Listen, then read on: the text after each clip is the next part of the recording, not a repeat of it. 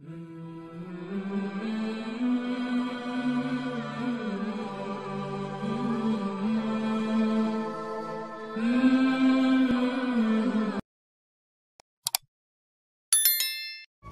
رب العالمین ارشاد فرماتا ہے سورۃ النساء کی آیت نمبر 19 کے اندر کہ وَعَاشِرُوهُنَّ بِالْمَعْرُوفِ، کائنات کے لوگوں، مردوں، خاوندوں، عاشروہن، کہ تم سب کے سب ان کے ساتھ، کن کے ساتھ؟ اپنے عورتوں کے ساتھ، اپنی بیوی کے ساتھ، اپنی خاتون کے ساتھ، اپنی خاتون کے ساتھ کیا کرو؟ بالمعروف، بھلائی کے ساتھ مل جل کر کے زندگی گزارو۔ وعاشروہن بالمعروف، ہر خاوند سے، ہر شوہر سے یہی مطالبہ اللہ تعالیٰ نے کیا کہ اپنے بیوی کے ساتھ بھلائی کے ساتھ، عمدگی کے ساتھ، خیر اور خوبی کے ساتھ مل جل کر کے زندگی گزارو۔ زندگی گزارنے کا مقصد اس طرح دونوں کا آپس میں ہو کہ دونوں ایک دوسرے کو سکون پہنچانے میں لگا رہے، دونوں آپس میں ایک دوسرے کے غم کو ہلکا کرنے میں، کم کرنے میں لگا رہے، دونوں ایک دوسرے کو خوشی اور راحت پہنچانے میں لگے رہے، دونوں ایک دوسرے کو جہاں کہیں تکلیف پہنچنے کا اندیشہ ہو، جہاں کوئی نقصان پہنچنے کا اندیشہ ہو، وہاں پر ایک دوسرے کو بچانے میں لگا رہے۔ یہ اللہ تعالیٰ نے مطالبہ کیا ہے۔ اور پھر اللہ تعالیٰ نے حکم دیا فَإِن كَرِهْتُمُوهُنَّ، کہ مردوں، خاوندوں، شوہروں، تم یاد رکھ لو، اگر تمہیں اپنی بیوی کی چند عادتیں، چند خصلتیں پسند نہیں ہیں، تم ناپسند کر رہے ہو، فَإِن كَرِهْتُمُوهُنَّ، ان کی چند اوصاف ایسی ہیں جن سے تم متنفر ہو، جو تم کو اچھی نہیں لگ رہی ہے، پھر بھی تم ان کو اپنی زندگی سے جدا نہ کرو، ان کو شریک حیات بنا کر کے رکھو، چھوٹی چھوٹی باتوں پر طلاق مت دیا کرو۔ فَعَسَىٰ أَن تَكْرَهُوا شَيْئًا، اللہ رب العالمین ارشاد فرماتا ہے کہ ہو سکتا ہے کہ ان تکرہوا شیئا، تم اپنے بیوی کی ایک وصف، ایک صفت، ایک کوئی کام ہے جس کو تم ناپسند کرتے ہو، اور ہو سکتا ہے کہ اللہ رب العالمین اس کے ذریعے سے تمہیں بہت ساری بھلائیاں عطا فرمائیں، اس لیے چھوٹی چھوٹی باتوں میں ان کو جدا نہ کرو، طلاق نہ دو، اپنے نکاح سے الگ اور آزاد نہ کر دو۔ یہ اسلام حکم دے رہا ہے۔ کیسے بھلائیاں دے؟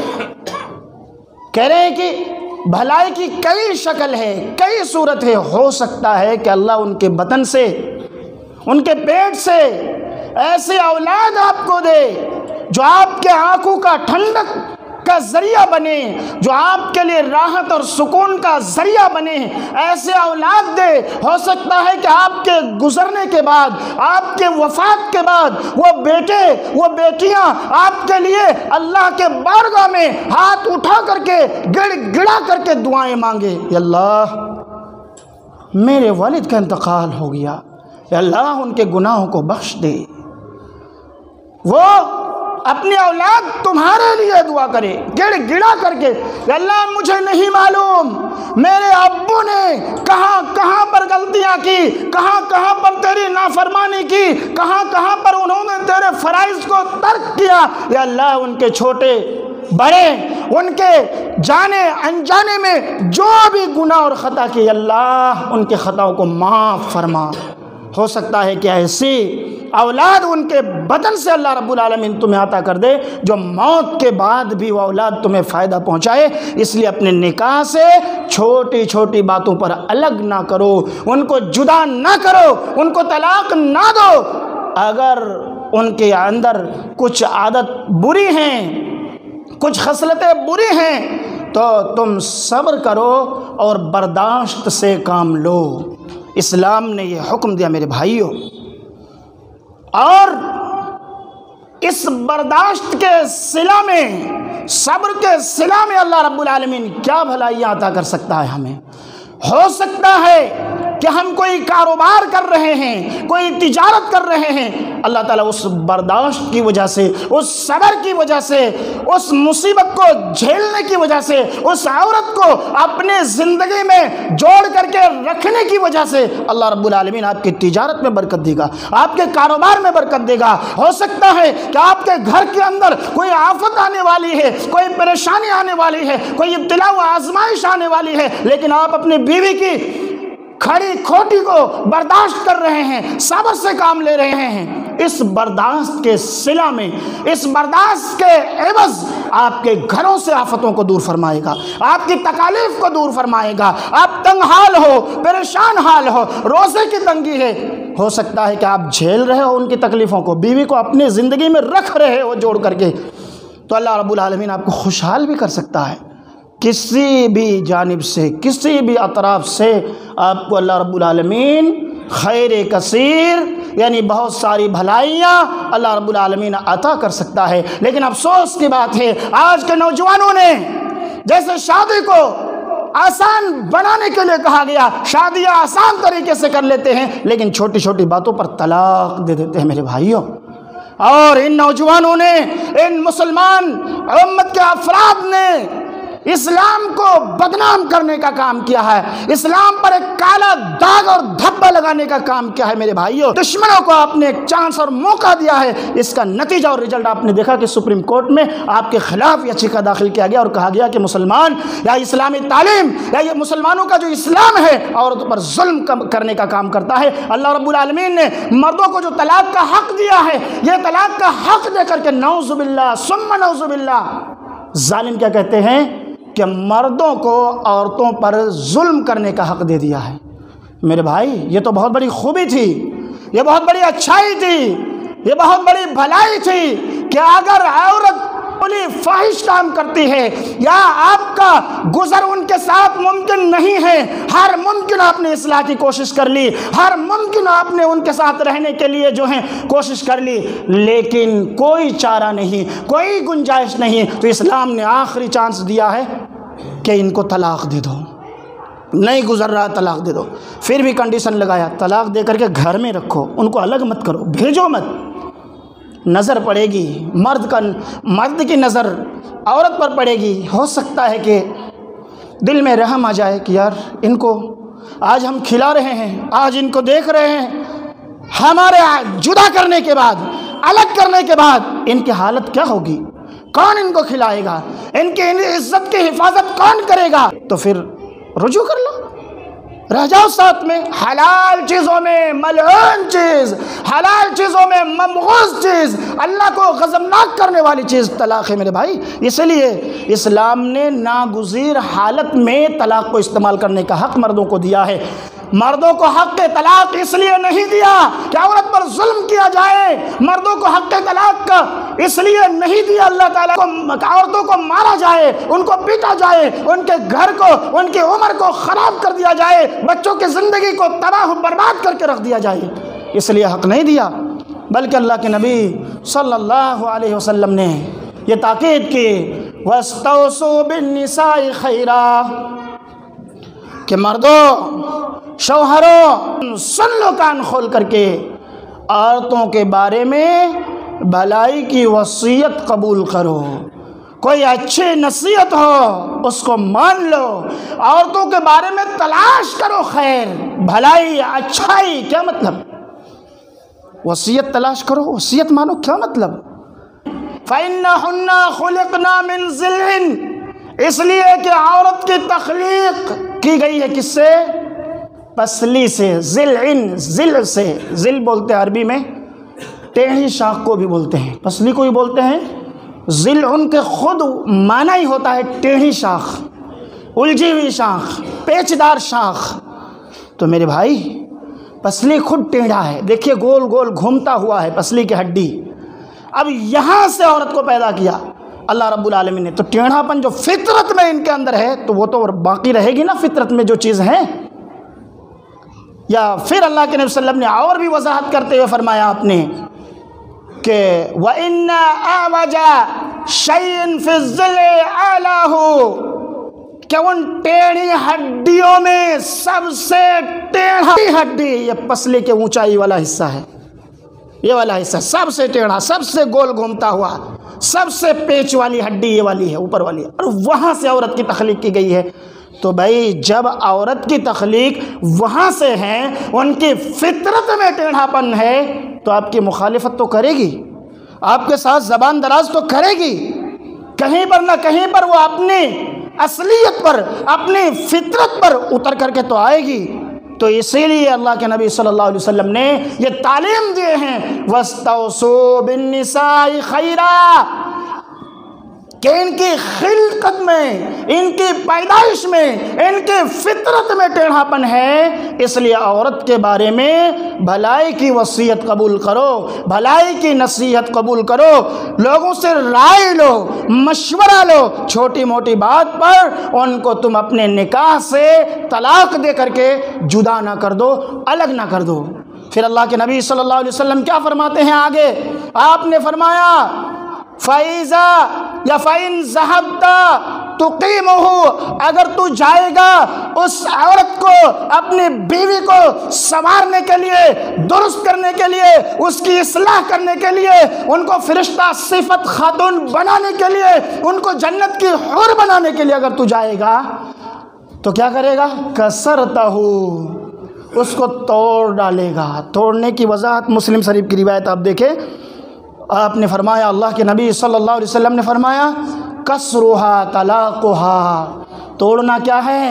اپنے زندگی سے الگ کر دینا ہے، اپنے نکاح سے آزاد کر دینا ہے، ان کو اپنے سے دور کر دینا ہے، طلاق دے دینا ہے، اپنے حیات، اپنے شریک حیات سے جدا کر دینا ہے۔ توڑنے کا مفہوم یہ ہے میرے بھائیوں۔ اور اللہ کے نبی صلی اللہ علیہ وسلم نے کیا فرمایا آگے؟ آپ نے فرمایا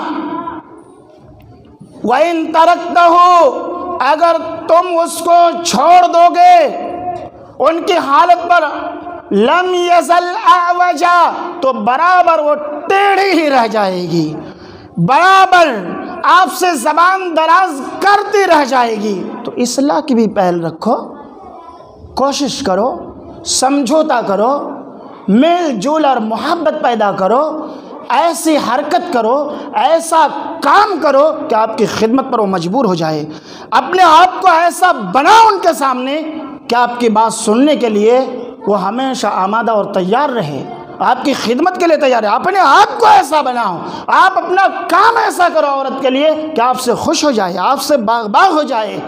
آپ اپنے آپ کی اصلاح کرو، ان کے فطرت میں ٹیڑھا پن ہے، کہیں نہ کہیں کمی پائی جائے گی، ان کمیوں سے رکتا کر کے ان کو جدا کرنے کی ضرورت نہیں ہے، اور اگر چھوڑ بھی دو گے تو وہ ٹیڑھی رہ جائے گی۔ اس لیے اللہ کے نبی صلی اللہ علیہ وسلم نے حدیث کے آخری جملہ آپ نے کیا فرمایا؟ فَاسْتَوْصُوا بِالنِّسَاءِ خَيْرًا، حدیث کے جو شروع والا الفاظ تھا وہاں تھا وَاسْتَوْصُوا، یہاں تھا، یہاں ہے فَاسْتَوْصُوا۔ پس جب اتنی ساری باتیں تمہیں معلوم ہو گئی کہ عورت کی پیدائش ٹیڑھی پسلی سے کی گئی ہے، عورت کے اندر فطرتاً اور خلقتاً ٹیڑھا پن ہے، تو تمہاری مخالفت بھی کر سکتی ہے، وہ تم سے زبان دراز بھی کر سکتی ہے، تم جیسا چاہو، بس اوقات ایسا ہو بھی سکتا ہے کہ وہ ایسا عورت نہ کرے، تو تم عورت کے بارے میں نبی کی وصیت پر عمل کرنا۔ اللہ اکبر۔ ہم اور آپ کیا کہتے ہیں؟ دیکھو بھائی، ہمارے والد تھے، کیا بولتے ہیں کہ اگر گھر سے کوئی گزر جاتے ہیں، جب بٹوارے کا وقت آتا ہے کہ فلاں جو مکان ہے نا یا فلاں جائیداد ہے، ان نے کہا کہ مسجد کے نام سے اس کو وقف کر دینا، وصیت لکھ کر کے گئے ہیں۔ ہم سمجھدار ہیں، ہم اور آپ بولتے ہیں نا کہ اب والد کی وصیت ہے، ہمیں اور آپ کو ان وراثت سے اتنی رقم نکال کر کے مسجد میں وقف کرنا پڑے گا یا مدرسے میں وقف کرنا پڑے گا، یہ وصیت ہے فلاں کی، بولتے ہیں نا۔ تو یہاں پر اللہ کے نبی صلی اللہ علیہ وسلم نے وصیت کی، فَاسْتَوْصُوا بِالنِّسَاءِ خَيْرًا، تمہیں ساری باتیں معلوم ہو چکی ہیں، تمہیں وصیت کی جاتی ہے عورت کے بارے میں بھلائی کی وصیت کو قبول کر لینا، اپنی نکاح سے اپنی شادی سے ان کو الگ نہ کرنا، جدا نہ کرنا، ان کو طلاق نہ دینا۔ یہ نبی صلی اللہ علیہ وسلم کی وصیت ہے۔ پھر آپ نے کیا فرمایا؟ یہ بخاری کی روایت ہے۔ دوسری روایت میں آپ نے فرمایا ایک مومن بیوی سے متنفر نہ ہو۔ آپ نے کوئی کام کے لیے کہا، جمعہ ہے، آپ نے جمعرات کو یاد دلایا فلاں جوڑا میرا صاف کر کے رکھنا، پریس کر کے خوبصورت بنا کر کے رکھنا، مجھے تیار ملنا چاہیے، کل جمعہ کی نماز پڑھنے جائیں گے اچھا کپڑا پہن کر کے۔ بھول گئی، ارادہ نہیں کریں گے ہم نے جوڑا لانے کے لیے کہا، ہماری بات سنے نہیں، ہمارے ہسبینڈ نے سنا نہیں، ہم بھی آج ان کی بات نہیں مانیں گے، کیا ہو جائے گا؟ کچھ کہیں گے تو ہم کم تھوڑا ہے، چلے آئیں گے میکہ جا کے بیٹھ جائیں گے، کیا ہو جائے گا؟ زبان درازی کر لی، نہیں کریں گے، نہیں کیا تو کہہ رہے ہیں کہ آپ آج نافرمانی کر دی تو آپ کیا کریں؟ تم متنفر نہ ہونا ان باتوں کو سن کر کے۔ مؤمنۃ مؤمن مؤمنۃ، ایک مومن مرد اپنی مومنہ عورت سے کسی بات کو لے کر کے متنفر نہ ہو، دل پہ نہ لے لے، بلکہ ان کو نظر انداز کر دے، اس بات کی وجہ سے اپنے دل میں بغض نہ رکھ لے، اپنے دل میں کینہ نہ رکھ لے کہ رک جا تم کو بتاتا ہوں، وقت آئے گا تو بتاتا ہوں۔ کوئی غلطی کی، اب کھینچا اٹھایا مکہ اور دینا شروع کر دیا، کہوں تو دادا گیری کرتی ہے، مانتی نہیں میری بات، ماننا شروع کر دیا۔ تو اللہ کے نبی صلی اللہ علیہ وسلم کیا کر رہے ہیں؟ ایک مومن مرد اپنی مومنہ عورت سے متنفر نہ ہو۔ کوئی بات کہہ دے اب سمجھ جاؤ نا، ان کی خلقت میں ٹیڑھاپن ہے، نہیں مانی، یہ اس سے کیا غلطی کہوں یار، یہ خود ان کی فطرت میں ایسا ہے، جانے دو اس کو، نظر انداز کرو، نظر انداز کرو، دل میں اس بات کو نہ لو۔ ابھی نہیں کی ہے آج صاف، کل تو کرے گی نا صاف، کون کرے گی صاف؟ کپڑے کون دھوتے ہیں بھائی؟ گھر کی عورت ہی تو دھوتے ہیں سب کے کپڑے۔ آج نہیں کی ہے کل دھو دے گی، کوئی بات نہیں، چلو جانے دو۔ اس کو لے کر کے، اس چھوٹی بات کو لے کر کے اتنا بڑا مت بناؤ کہ وہ گھر جا کے بیٹھ جائے، اتنا بڑا مت بناؤ کہ جو ہے طلاق کی نوبت آ جائے، ان کو ترک کر دو، چھوڑ دو۔ اللہ کے نبی صلی اللہ علیہ وسلم آگے کیا فرماتے ہیں؟ آپ نے فرمایا ان کریہا منہا خلقن، اس عورت میں، اس مومن عورت میں ایک چیز آپ کو ناپسند آ رہی ہے، ورضیہ منہا آخر، لیکن دوسری اس کے اندر کوئی ایسی صفت ہے جس کو پسند بھی کرتے ہیں، کوئی خصلت ایسی ہے کہ آپ کو پسند ہے، پھر آپ اس کو طلاق کیوں دو گے ایک بات کی وجہ سے؟ تو اسلام یہ کہہ رہا ہے کہ عورت کو چھوٹی بات پر طلاق مت دو، ان کو جدا نہ کرو۔ آپ نے اس سے بھی واضح الفاظ میں، ترمذی کی صحیح الجامع کی روایت ہے، آپ نے فرمایا کہ اکمل المؤمنین ایمانا احسنهم خلقا، ایماندار لوگوں میں سب سے کامل ترین انسان ایمان کے اعتبار سے وہ ہیں نمازیوں میں، دیندار میں، پرہیزگاروں میں، حاجیوں میں، عمرہ کرنے والوں میں، سب سے ایمان کے اعلیٰ درجے پر فیض وہ انسان ہے احسنهم خلقا، جن کے اخلاق کیا ہوں؟ اچھے ہو، جن کے کیریکٹر اچھے ہو۔ بیوی نے کہہ دیا، لڑائی جھگڑے میں لگ گئے، یہ اخلاق اچھا نہیں ہے، جانے دیں، ان کی فطرت ٹیڑھی ہے، رہنے دو نا، پھر صاف کر دے گی، پھر کوئی کام کر دے گی جو نہیں کی ہے، تو ان کے اندر اچھائی ہے۔ تو اسلام نے یہ حکم دیا کہ اخلاق جن کا اچھا وہ سب سے اچھا انسان ہے۔ اور اسی حدیث میں آپ نے آگے فرمایا خیارکم، سن لو انسانوں، تم لوگوں میں سب سے بہتر انسان، تم لوگوں میں سب سے اچھا انسان وہ ہے خیارکم لأہلہ، جو اپنی بیویوں کے لیے، اپنی عورت کے لیے سب سے بہتر ہو، خلقاً، اخلاق کے اعتبار سے۔ اگر اخلاق ان کا اچھا ہے، کیریکٹر مرد کا اچھا ہے کہ بیوی سب سے زیادہ پسند اس مرد کو، اس شوہر کو کرتی ہے، تو اس کا مطلب کوئی انسان سب سے اچھا ہے۔ آپ نے دوسری روایت میں آپ نے فرمایا خیرکم خیرکم لأہلی، تم لوگوں میں سب سے اچھا انسان وہ ہے جو اپنے اہل کے لیے، اپنی بیوی کے لیے، اپنی عورت کے لیے اچھا ہو۔ وانا خیرکم من اہلی، اور اللہ کے نبی صلی اللہ علیہ وسلم فرماتے ہیں کہ میں تم لوگوں میں سب سے زیادہ اچھا اپنی بیوی کے لیے میں ہوں۔ کیا پتہ چل رہا ہے؟ کہ عورت پر ظلم نہ کرو، ان کو مارو مت، ان کو ستاؤ مت، چھوٹی چھوٹی بات پر ان سے باز پرس مت کرو۔ یہی اسلام کہہ رہا ہے، یہی سکھا رہا ہے، اور اس کی تعلیم دیا جا رہا ہے۔ اللہ رب العالمین سے دعا گو ہوں کہ بار الہ جو نکاح سملن کے موقع پر ہوئے ہیں یا بعد میں اور بھی ہوئے ہیں، یا اللہ ان تمام رشتوں کو ہمیشہ کے لیے تو قائم رکھنا مولا۔ یا اللہ رشتوں کو ٹوٹنے سے، یا اللہ رشتوں کو بکھرنے سے تو بچا لینا مولا۔ یا اللہ جو بھی نوجوان شادی کر رہے ہیں، ہم لوگ بھی ہیں مولا، ہم لوگوں کی زندگی خوشحال زندگی عطا فرمانا مولا۔ یا اللہ نفرت بھری زندگی سے بچا لینا مولا۔ یا اللہ اس میں شیطان کے ہیلے اور شیطان کے فریب سے تو محفوظ رکھ لینا مولا۔ یا اللہ جب تک تو ہم لوگوں کو اس دنیا میں رکھنا، یا اللہ خوشحال زندگی، ایمان کی حالت میں زندگی، توحید پر زندگی دینا، اور جب موت ہو یا اللہ توحید پر، تجھ پر ایمان رکھ کر کے ہمیں اس دنیا سے اٹھانا مولا۔ آمین۔